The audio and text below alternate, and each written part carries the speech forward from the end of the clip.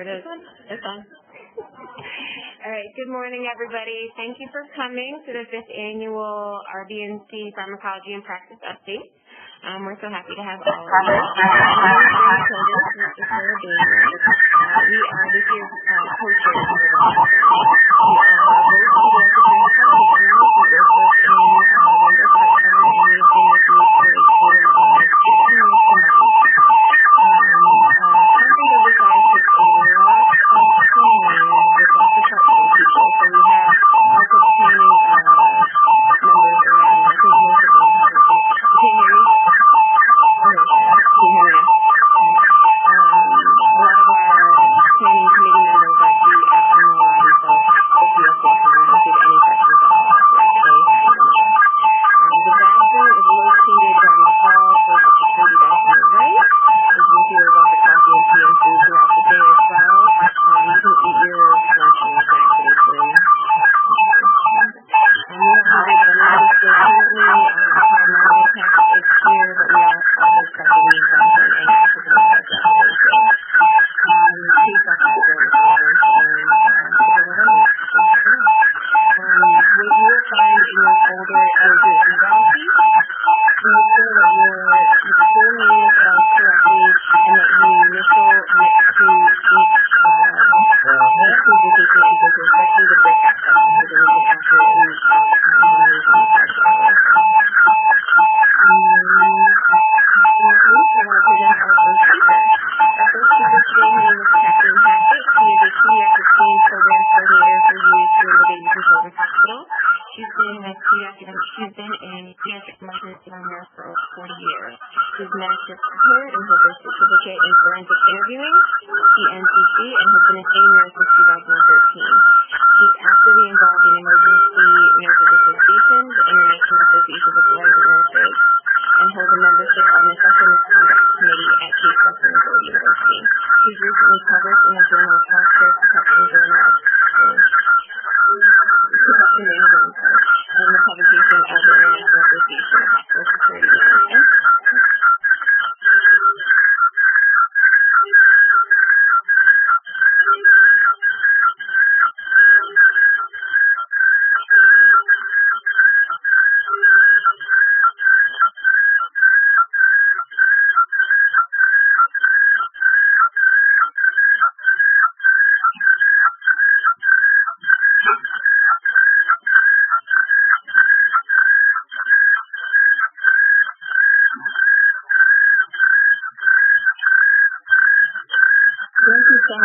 Thank you all for having me here today. If I stand back here, can you hear me okay? Yes? Okay, great. So, yes, I'm here talking about human trafficking, and I want to tell you that this topic is so important to me because a number of years ago, I took care of a victim that was trafficked. And so, at that time, I had no tools, no knowledge of human trafficking, and so we simply treated and released this patient. And I knew something wasn't right. And it wasn't until later that I started looking in the community and learned about this topic of human trafficking. And so that's why it's so important for me to be here today, so that I can bring you some knowledge of human trafficking so that if someone is in front of you, in your clinic, in your health setting, wherever you are, that you might see that, and you might understand what's going on, you might recognize some red flags, and appropriately intervene. So, again, thank you so much for having me here today. Before we begin, I'd like us to forget that I'm going to talk about human trafficking. Take a minute, and I'd like you to look at this person that might present in front of you, and look at the symptoms, frequent urination, increased thirst, blurry vision, all of these things. And someone yell out, what do you think this diagnosis is? Right, of course. We know that because we learned about it in school. Diabetes. What do you think this is? What do you think you're looking at? What do you think's going on? Kind of a weird picture, right? It looks like a dog, kind of deformed. I don't really know what's going on here. But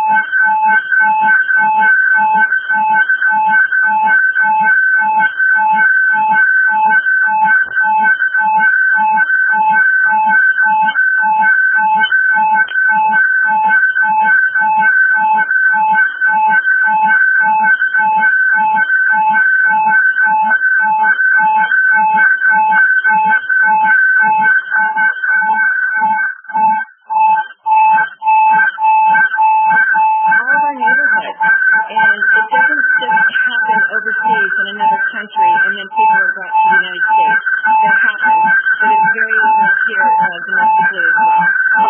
Often unseen and misidentified, and that's why we're here today to learn more about human trafficking. And unless healthcare providers are educated about these red flags, we're not going to know what we're looking at. We are not going to appropriately respond, and the result is unidentified or unintended negative health consequences. And you're going to see how great human trafficking actually impacts our own health. Providers must be able to identify victims. They need to identify and understand those red flags while you're taking care of someone, whether it's acute, chronic illnesses, mental health, whatever they're presenting with. There are often underlining red flags for human trafficking. One example, big example, is maybe the patient's coming in for a sexually transmitted infection. We see that quite regularly, actually, in our emergency room, and we have found that some people are actually being trafficked. So a study came out in April 2014 that identified almost 88% of recovered victims of trafficking said that they were in contact with health care. Almost 88% never identified. But look at this. What bothers me is I'm a pediatric nurse in the emergency room here at Rainbow. 63% have been seen in an emergency room. And the reality is most patients enter the life, many enter the life before they're 18. So we're Rainbow. You see under 18, right? We need to understand this. And yes, adults enter the life of trafficking as well. But this is a really high number if we're not understanding what we're seeing. And that patient maybe came in for yet her third sexually transmitted infection in 3 or 4 months. You're going to see other clinics seeing victims. Look at OBGYN. 21% had 5 or more pregnancies. This is some of the reality of what we know of human trafficking because there's not a lot of research out there yet. The scope of the problem, we know that over 20 million people globally are being trafficked at any given time. And these are just estimates. This is just of what's reported, of what we know. These numbers are never definite or absolute.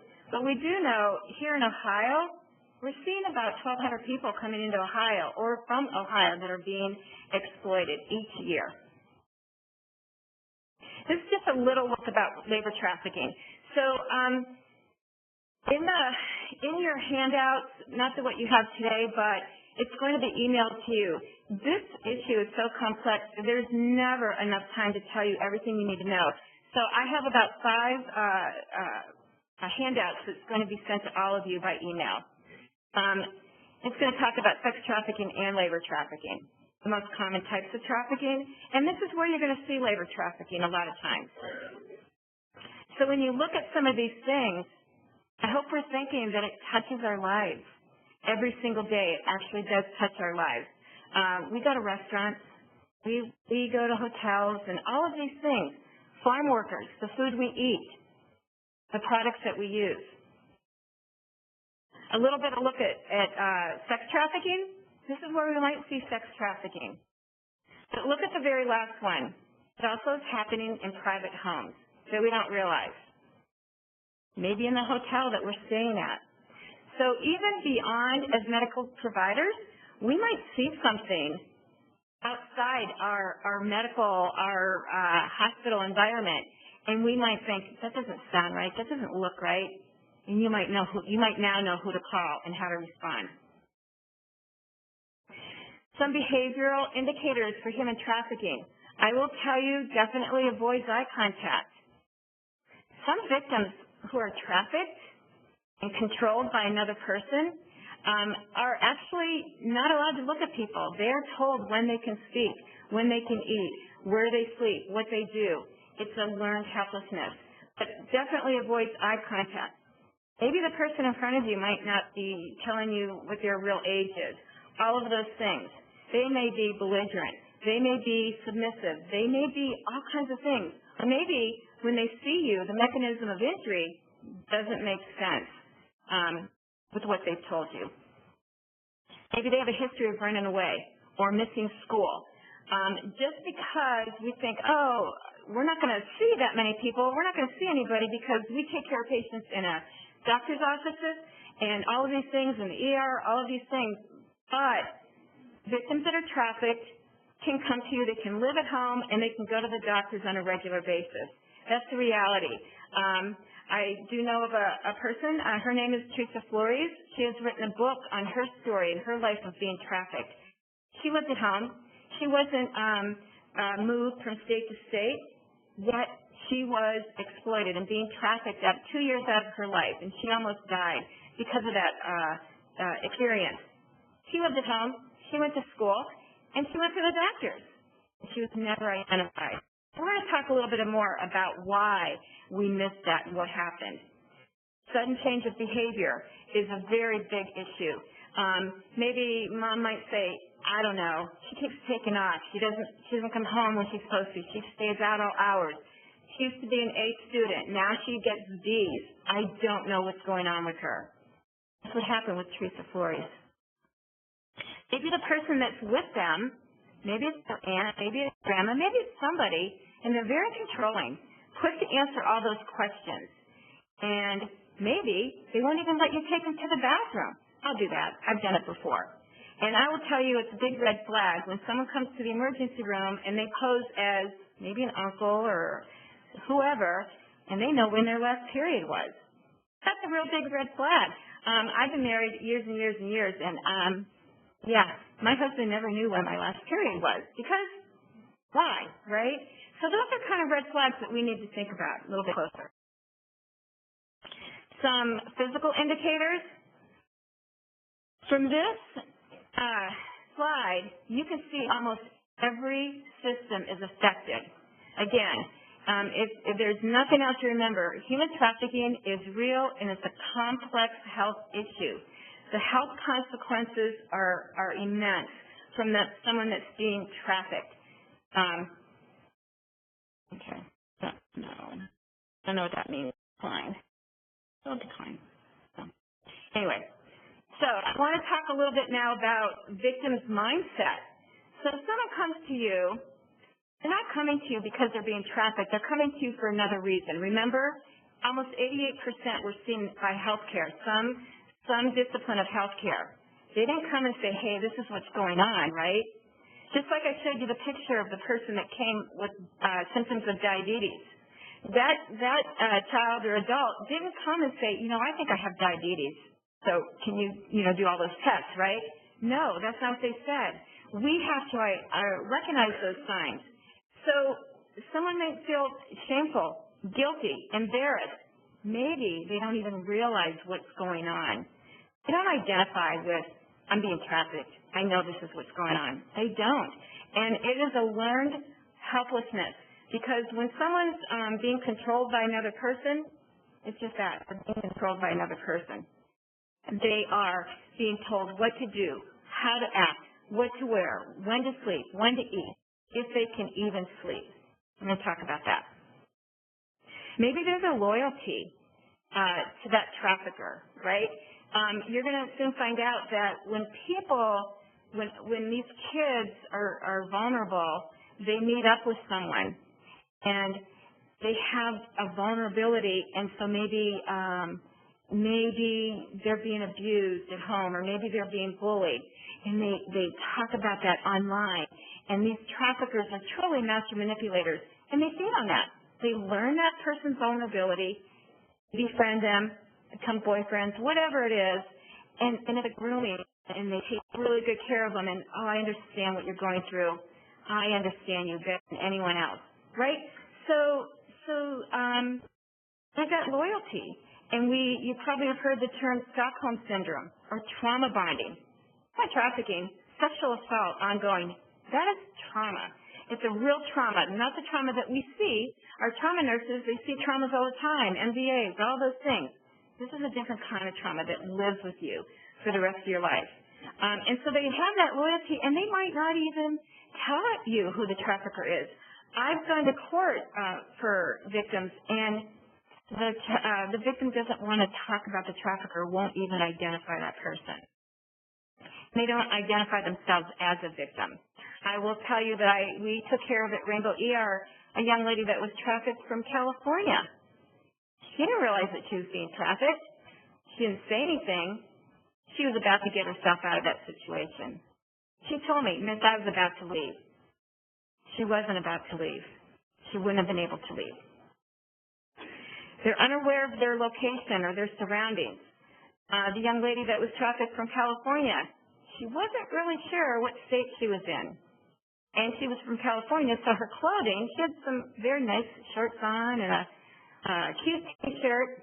It was December here in Cleveland, right? All of these red flags. They're fearful. I will tell you, fear is a huge factor, and it impacts what they say, what they allow happens to them, if they are going to allow you to help them or not. These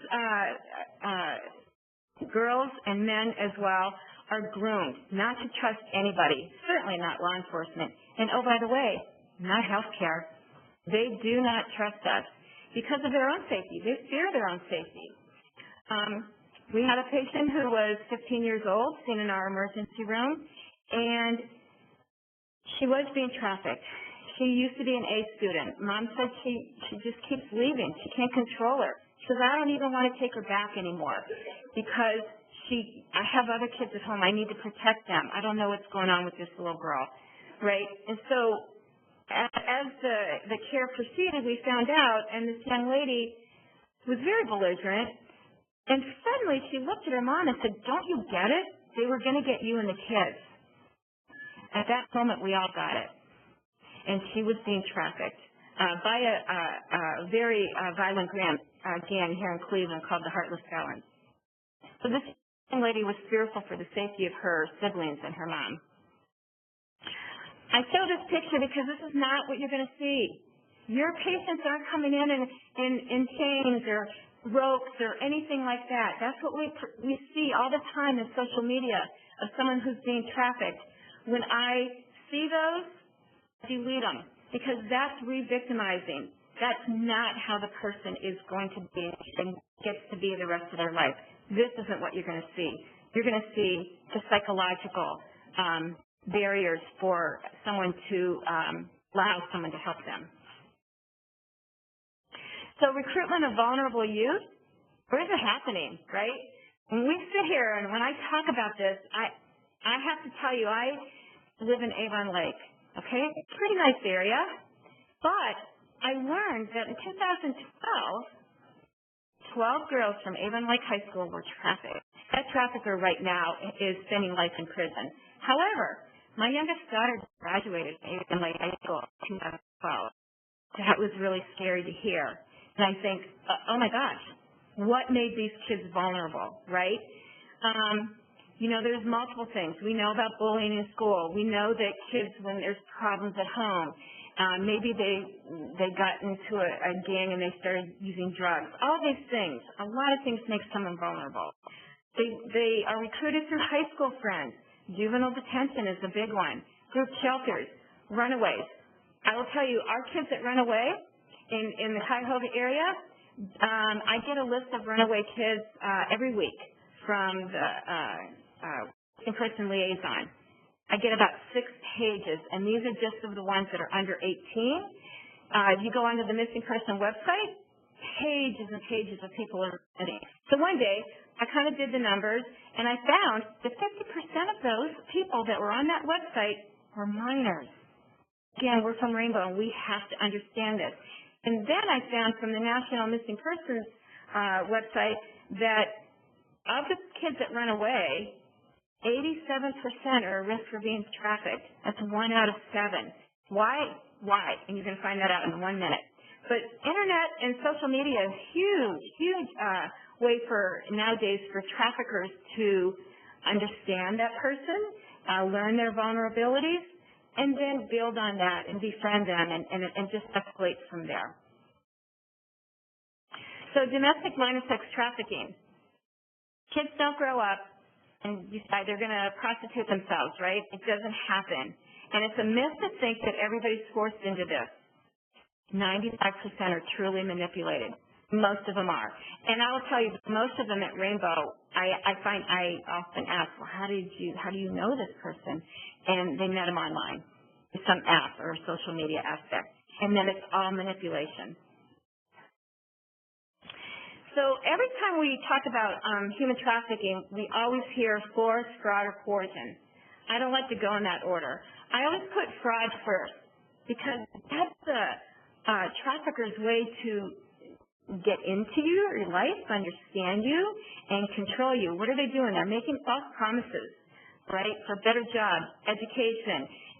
Sometimes when I teach the high school or 7th and 8th graders, you know, a young lady is sitting in the classroom and she has beautiful hair and she's lovely. And I say, what would you do if some of them all came up to you and say, you know, you could be a model. You could be a model. Look at that hair. Would that girl give them her cell phone number, right, and meet with him? We have to ask ourselves that because kids make those decisions and they're not thinking ahead of time, right? And then they befriend them, boyfriends, and all that, and then the grooming starts, and then the manipulation. That's fraud. Fourth, then it escalates into fourth, where they're beaten or shown what to do. If they don't get beaten, their friend's going to get beaten, all of those things. That maintains control, and that does happen. And you're going to hear the last part of my training, you're going to hear from a survivor, a real survivor, a true success story, and how she was injured and abused by her trafficker. And then we have addiction. Addiction to drugs. We're going to talk about pharmacology, another way to maintain control. Coercion. My 15-year-old, right? She said, don't you get it? They're going to get you and the kids. She was fearful. They threatened her. That was a maintaining control. So those aren't chains. Those are the psychological barriers. And guess what?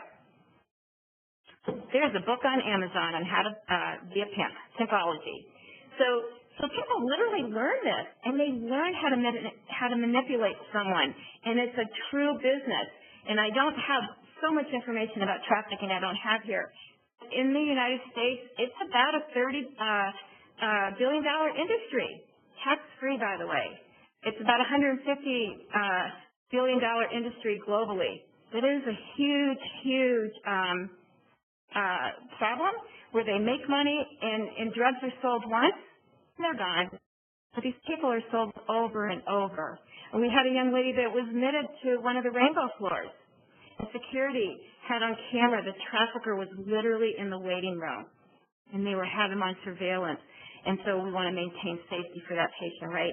Because he's not going to let go so easy. That's his girl. That's how he makes money. In Cleveland, in Ohio, we rank 4th for identifying people who are being trafficked. That does not mean that's not a bad thing. It doesn't mean that trafficking is happening here more than any other state in the country. It just means that we are identifying it better. We are understanding it. And so when those numbers get called into the National Human Trafficking Hotline, that's how we're ranked, number 4.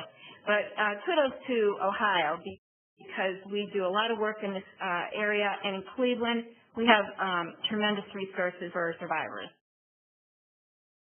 A little bit more locally, in Rainbow. Since 2013, we've seen 55 kids who have been trafficked.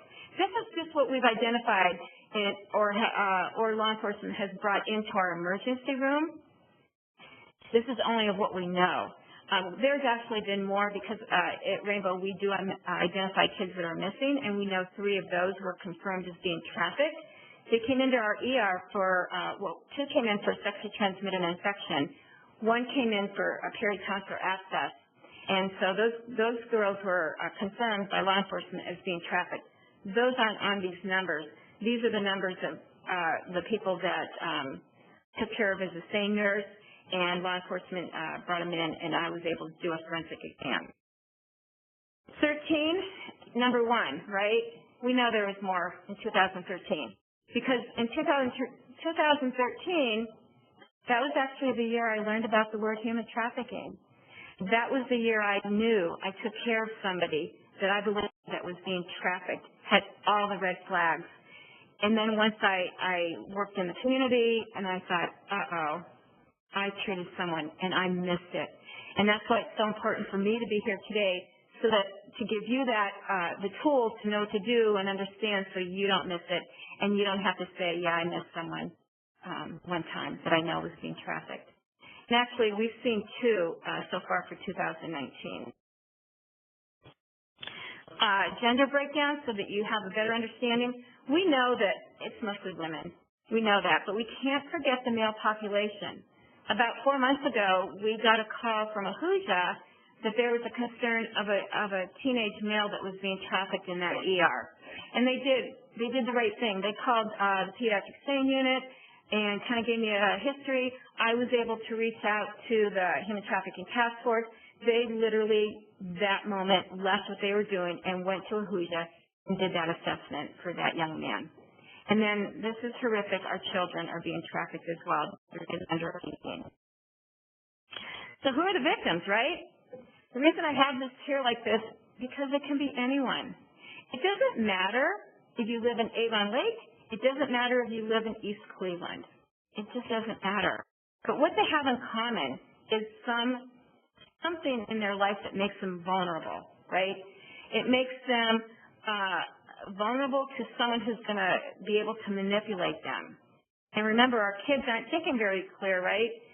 When they leave home, they're not thinking about where are they going to sleep, how are they going to get to school, what are they going to eat. The money's going to run out really quick, right? So who are the traffickers? Again, it's anybody, absolutely anybody. The young girl that I missed that I believe was being trafficked, she was there. She did not speak English, by the way. Her father was American, and I didn't know, but I made the mistake of having him interpret because she had no eye contact. And he said, well, she doesn't really understand English. I said, well, your dad? He goes, well, yes. How do you communicate? Well, nurse, we communicate through love. I'm like, really? That is a red flag, right? That was clearly a problem, and I didn't know the word human trafficking. I didn't see it when it was right in front of me. Who are the Johns? Those Johns, thankfully to the Johns, we have this issue of human trafficking. That's the demand. If we didn't have Johns out there, people that are buying sex, we wouldn't have such a problem. Traffickers won't be making millions of dollars, and they can be anybody. They can be a businessman. They can be anybody. We know that traffickers bring their girls to large events, such as sporting events, like maybe the National Republic Convention that came here in 2016. So they can be anybody. These are people that actually have money. Because the reality is these girls are trafficked, and they might have to have a quota for that day. Maybe it's $140 a trip, right? And you have to make $800. Okay, so that's why we have Johns. They actually do have the money to pay. Some vulnerabilities for our kids that are at risk. We talked earlier about runaways. Their brains aren't developed. There's a problem at home, and they're running away to cope, and they're not thinking about it ahead of time. Addictions, that's a huge one. Maybe someone's already addicted. The survivor that you're going to hear from had a drug addiction. That's how she entered the life of trafficking, to support that drug addiction. Mental health issues, they're involved with gangs, or nationals. All of these things make our adults and our children vulnerable. Online vulnerability. Again, most of my patients, even beyond sex trafficking or human trafficking, sexual assault patients, they met them online. They know them online. And they are wolves in sheep's clothing is how I think about it. So for you, healthcare providers, the healthcare facility may be one of the only places a trafficked person is likely to visit outside of their trafficking environment. We know from that study in 2014, almost 88% of those people came to the hospital, some discipline of healthcare. And what they're exposed to, I think we talked a lot about this already, drugs, infections, sexually transmitted infections, HIV. They're great risk for HIV, and we're going to talk a lot about that. And they're disconnected from school, right? My kids will always say, I'm going to grow up, I'm going to be a nurse, I'm going to be a doctor. Not when they're being trafficked, not when they're disconnected from school. Their choices and all their admirations have been taken away. So what's the connection? Human trafficking and drugs. So now we're going to get into the pharmacology aspect of it. Heroin, opiates, all of those things are either forced upon people or it's a way to maintain control. So drug trafficking and human trafficking often happen together because that trafficker maintains control by that person that's addicted. I recently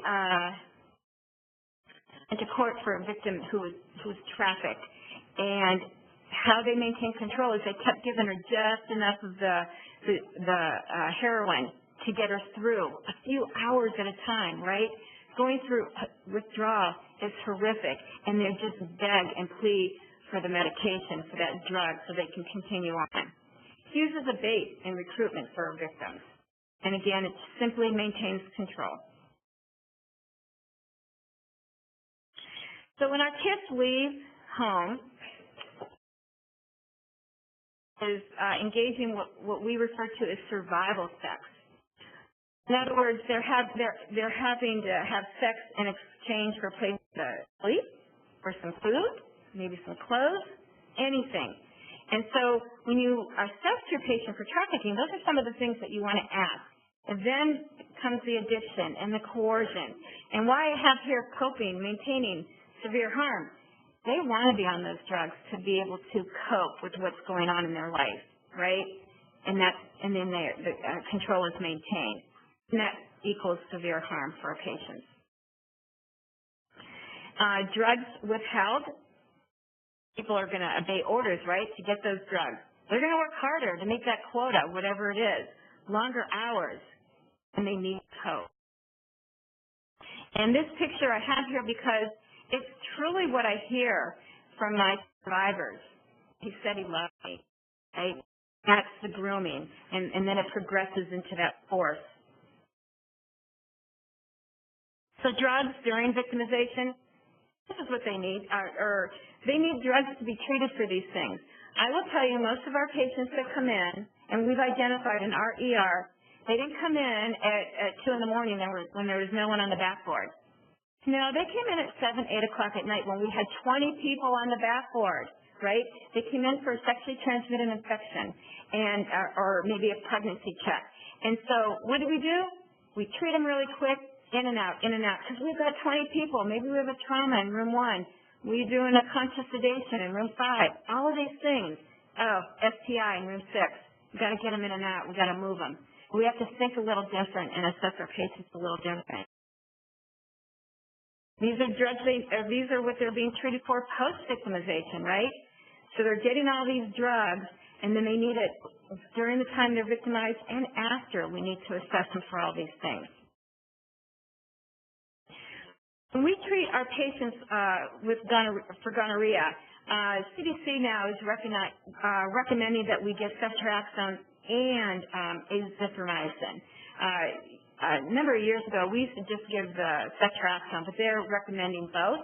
Reason is because in this part of the state, we have a higher prevalence. It's actually quite higher compared to the other areas in the country for all the STIs and HIV, by the way. We're going to talk a lot about HIV.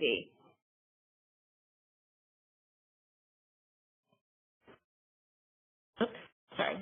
Chlamydia, we treat, of course, with 1 gram of azithromycin, or we can give doxycycline over 7 days. And then you see the alternative, erythromycin.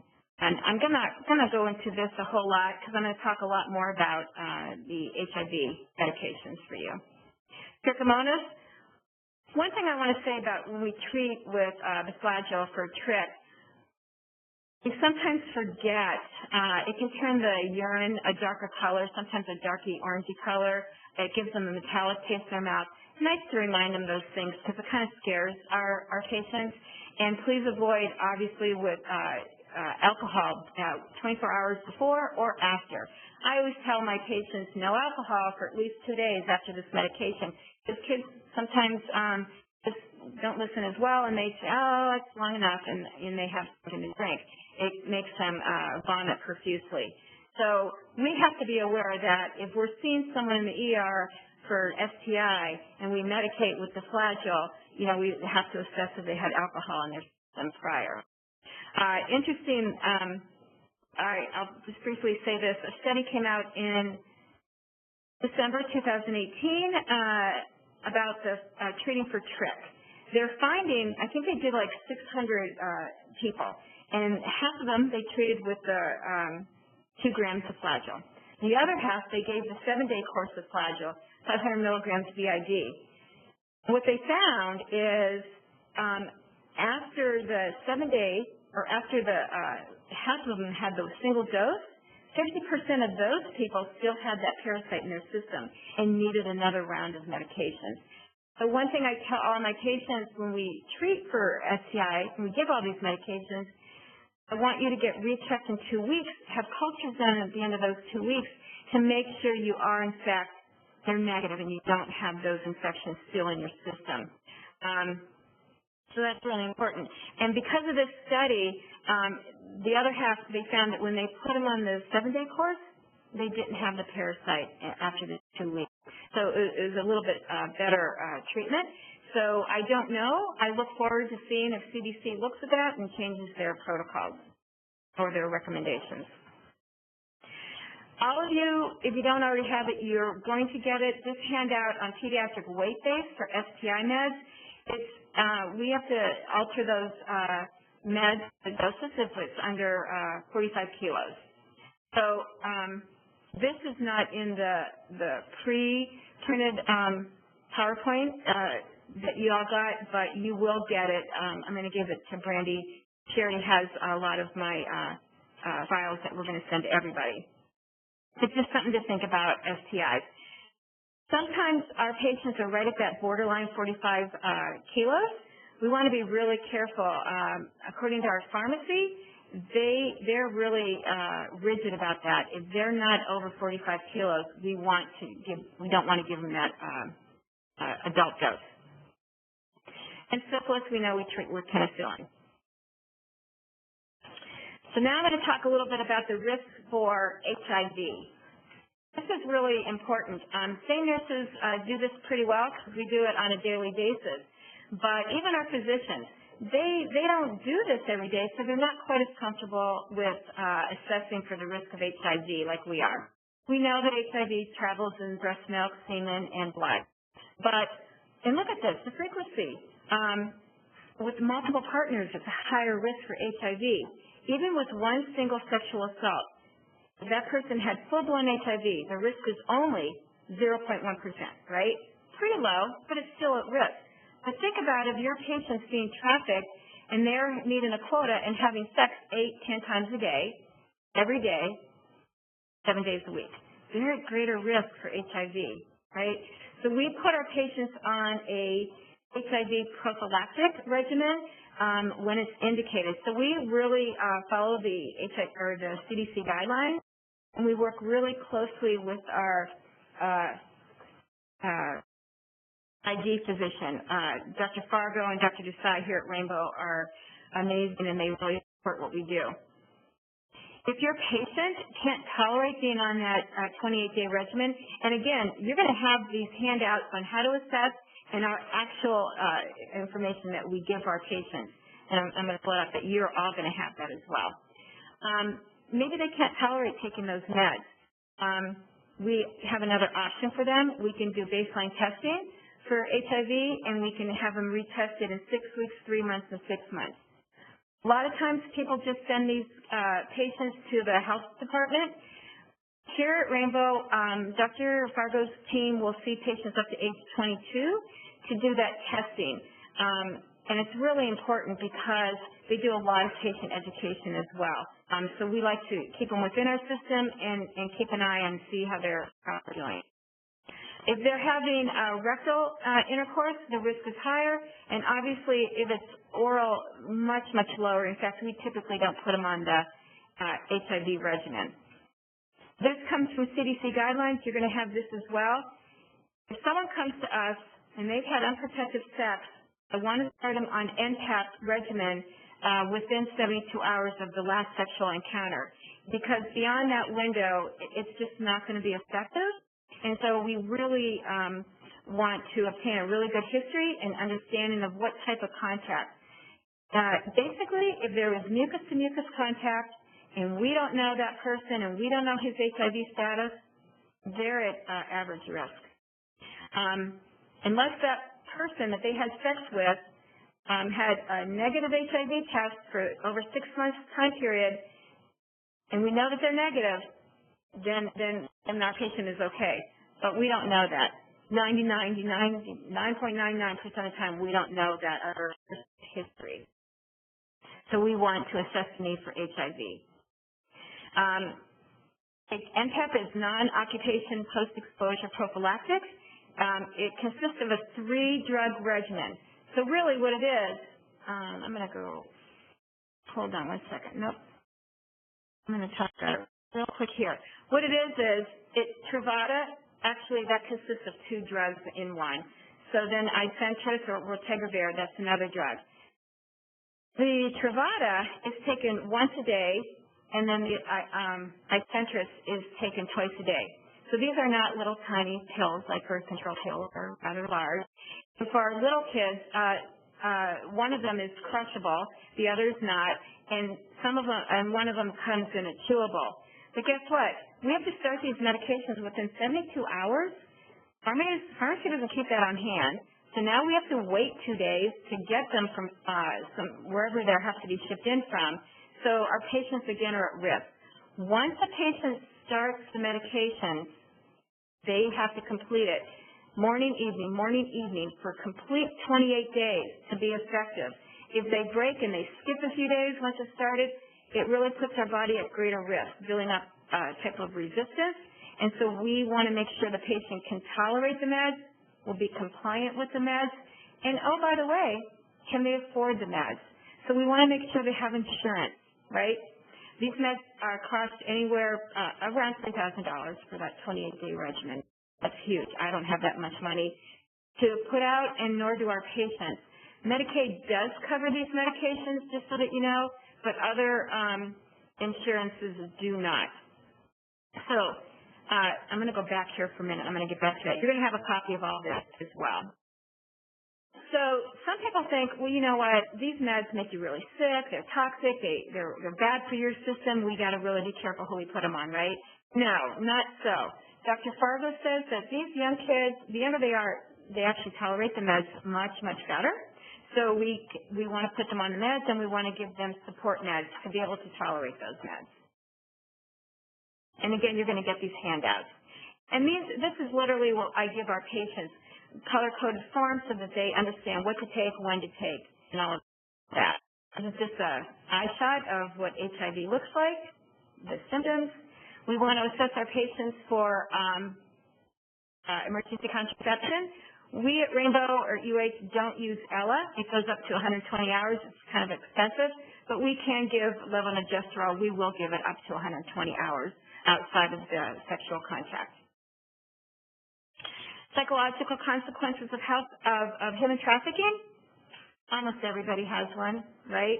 You can see all these issues that people have to deal with. This is a lifelong trauma that they live with, on top of if they were addicted to drugs. Post-recovery drugs, look at all these meds that people are on. I've learned by working with survivors, when they're on all these meds to cope day to day just to get through that day, these meds make them lightheaded, irritable, trouble sleeping. So they get to live with this, again, the rest of their life. So this is important to understand for our kids and our adults. Health consequences, we talked about that. Everybody has. And look at the symptoms. So real quickly, I want you to meet Grace. Grace looked great up there in the far right-hand corner.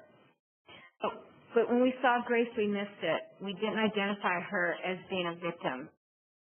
But now, look at Grace down here. Maybe we kind of now dismiss her or maybe judge her overdose in room 10, right? Maybe she's an overdose and she's addicted because of her circumstances, because she was being trafficked. Those drugs maintain control of Grace. And the reason I show you Grace is because look at her mouth. Her dental hygiene is horrific, right? Look at the health consequences of poor dental health.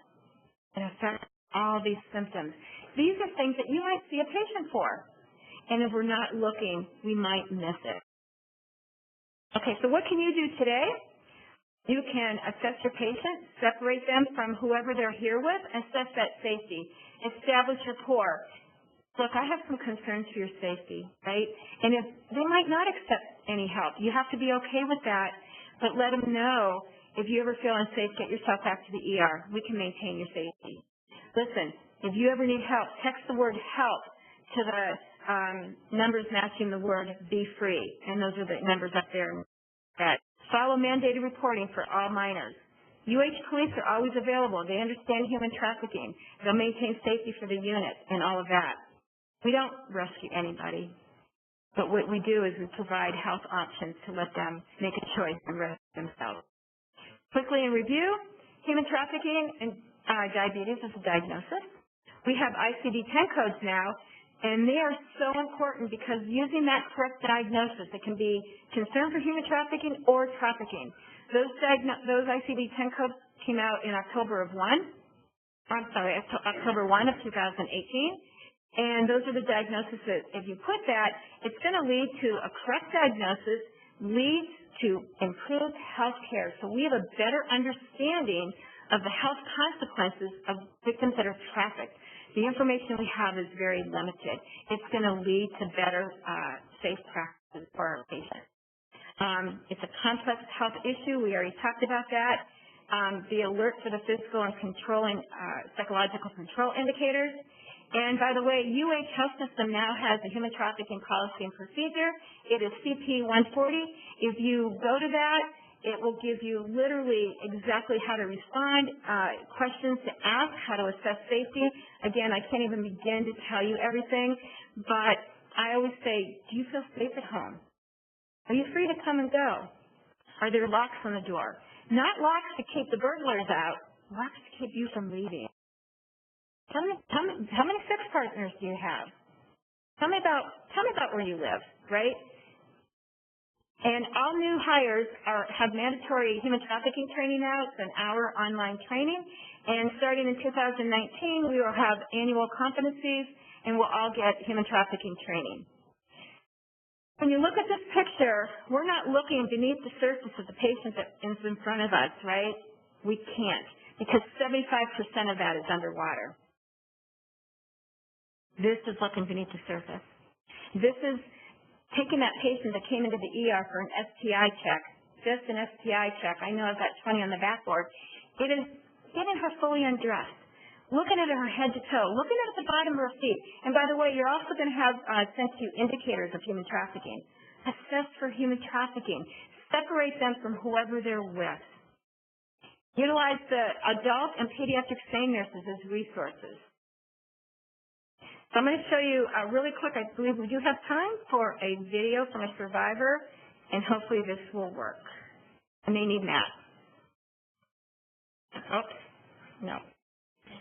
Is Matt around to see if this will work? Sorry, it's an IT issue. Oh, that's at the end, me saying thank you. So you get to see it now.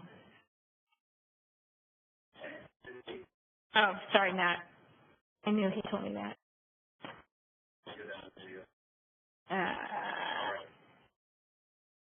I'm sorry.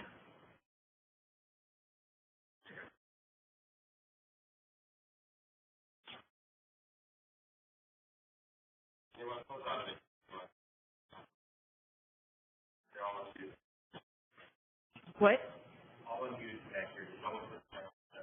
Okay. I think here we go. Yeah, I know that book. Okay, let's start. I remember. one specific time that I was in there and my arm had got broke. And when my arm got broke, the guy was there with me. And he was out there in the waiting room. And when I went in the back, I told, it was a man, and I said, please don't let nobody back here with me. By the time he went to tell somebody else, the guy was walking past, and he heard him tell, no, she don't want nobody back there with her. Of course I wasn't going to say it when he got there, because first of all, I didn't feel safe that they were going to protect me, because they usually just send me home. Then he came in and he looked at me and everything was done fine, and when I got home, I got beat again, and I did end up having to come back to the hospital to get it redone again, because he was messing up, because he said, oh, you don't want me in there. If you think anything is wrong, you have to get them out. Well, she got to take him in. She got to do this and this, and only you can't come, And when you get us alone, you have to know how to act like you care. We know you care, but they got us where we feel nobody cares but them. Why would you care about me? I'm worthless. Look at me. I don't care about myself, so how could you care about me? It's the little things that count. So are you sure you're safe when you get home? Don't let that be the only time we hear about it. Right then and there when we be alone, I'm quite sure we'll break down. I'm not just your job. And I understand I'm going to the hospital and you have every type of thing. I can get one person attention. They might see what I can't say. And they might say it to where I'm not speaking, I can, and they can see the way my eyes go. They can see my frictions, Even if somebody's sitting next to me, they can feel me. You can feel a person when you look at them. So this is a true success story. I always like to show this survivor because she goes with me sometimes to do trainings, and she didn't come in with any pain. She was fine. She didn't come in and say, this is what's going on with me. She was fearful. She came in for a broken arm. They said it. He heard her. You don't want me back there? Right? So she's fearful. All of those controls that she lived with for years out of her life. And she is thriving, and she is amazing right now. And she literally helps Rainbow train, and we're going to be using her in the future as well. Does anybody have any questions?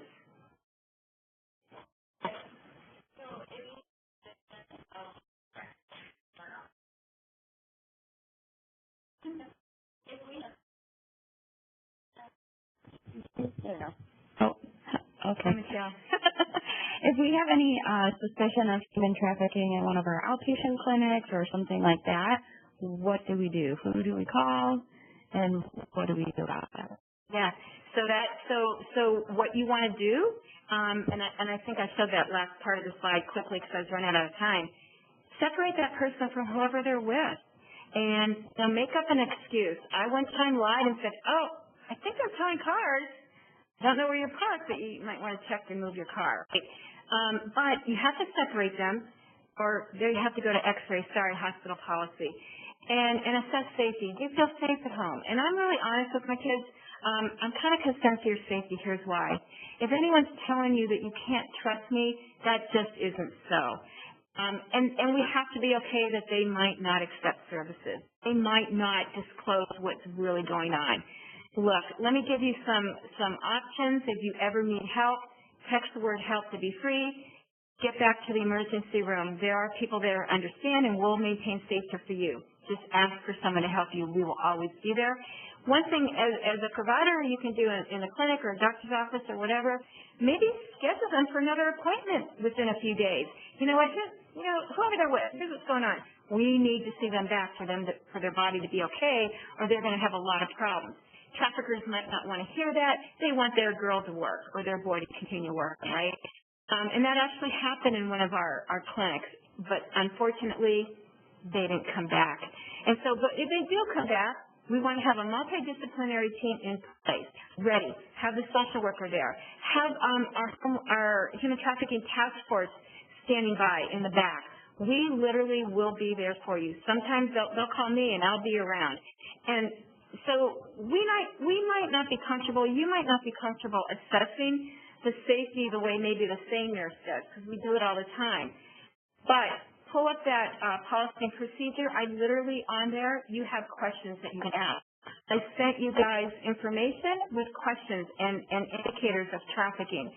There's so much. I could talk about this all day. It's impossible. But that's something you can do right now. And if they say, yeah, I don't feel safe, but, he's not there, you got UH police. They will maintain safety. They can do what they need to do. And you can call the task force. And on our policy and procedure, the task force number is there. And if you want it, get out your phones. I'll give it to you right now. Because they are amazing, and they will physically respond to you. It's 216-443-6085. The adult and pediatric emergency room is always available 24/7 for questions. Typically, when you have those questions, if you call Peds ER or you can call my office, they will call me or get a hold of me. They'll tell them. Kathy Hackett said you could give me her cell. I'll give you my cell. It doesn't matter, because this is why we're here. We want to address this issue. We have to make some safety plan in place. So actually, our Peds residents now are going to be educated, and we're developing a safety plan and who are we going to contact? There's going to be a team who's available 24/7 within the system contact, and that'll all be known as soon as we get all that in place. But basically, assess safety and be honest with the patient. I mean, that's all you can do, offer services. Project STAR, they're advocates. They specialize in trafficking, and they advocate for patients. There's a 1-800 number, a national human trafficking hotline number. I'm not even going to, and you can look it up, but that's on our protocol. But the problem is they can give you information, but they don't locally. You need a response right now. So if you call our task force, they don't care. They might not get to you within 20 minutes, but there's someone on call 24/7. And they work really closely with the adult and pediatric SANE unit. Good question. Thanks, Michelle. Yes. No. Task force is this part of the state. They're Northeast Ohio, Metro, Cleveland Clinic, all the health systems. We work closely with them, but I know that, we have SANE programs, but everybody, all the SANE programs in Cleveland work with the task force. Any other questions? Thank you so much for this opportunity. If you all need anything, Michelle, all these guys that are here today that know me, you can call me anytime, because it just doesn't matter to me. I have a really important skill. I can go right back to sleep. So it just doesn't matter. Whenever you call, I will always be available. This I want to say real quick, and I know I'm done. It's available. It's the video that we have on human trafficking. It has the 5 steps on how to assess, report, and respond. There's the manual is in every emergency room in the Cleveland area. And if it's not in your ER, wherever you are, let me know, and we will make sure your ER gets one. Also, this manual is on the UH Share Drive. So you can download it and have it on your desktop. I have it on my desktop. So I didn't go through this. It's basically what you heard here today. But like I said, I want to give you resources. I want to give you tools to respond and understand and continue to educate yourself that I did not have. Thank you, and enjoy the rest of your day.